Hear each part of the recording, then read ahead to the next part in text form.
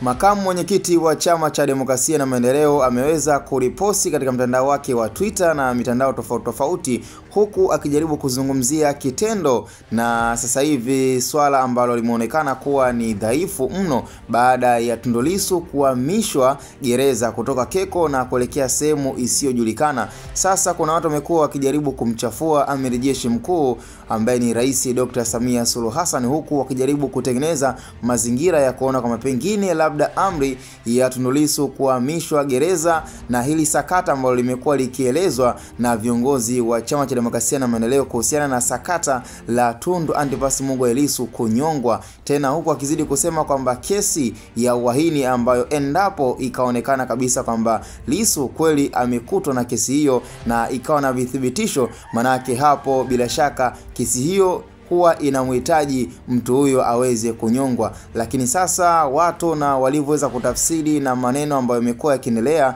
tofauti na vile ambavyo tayari unaona kabisa kwamba uchochezi mkubwa umetoka ndani ya Chama cha Demokrasia na Maendeleo, huku wakiwa wanataka na kuzungumza kwa pengine Dr. Samia Suluhu Hassan yeye ndo ametoa oda na amri kwamba Tundu Lissu abadilishwe gereza na atoke Keko na kuelekea sehemu isiyojulikana. Sasa pia changamoto ambayo ilionekana pia kutokea ni familia ya Tundu Lissu ambao wao walitaka kumuona ndugu yao na kutaka kumtembelea, lakini cha ajabu hawakuambiwa na hawakuelekezwa Tundu Lissu amehamishwa kutoka gereza gani. Na pindi katika nukuu alipoweza kuulizwa msemaji lakini pia na mkuu wa idara ya mawasiliano baada ya kuzungumza na kusema kwamba anachokijua ni kwamba Tundu Lissu yuko katika gereza la Keko, na kuhusu taarifa ambazo zimekuwa zikitembea na kusambaa mitandaoni kiuhalisia kwamba aliweza kutupa mpira na kusema kwamba hapo inabidi aulizwe mkuu wa gereza la Keko kwamba je, vipi kuhusu taarifa ya Tundu Lissu, ni kweli amehamishwa gereza kutoka Keko na kupelekwa sehemu nyingine ama la?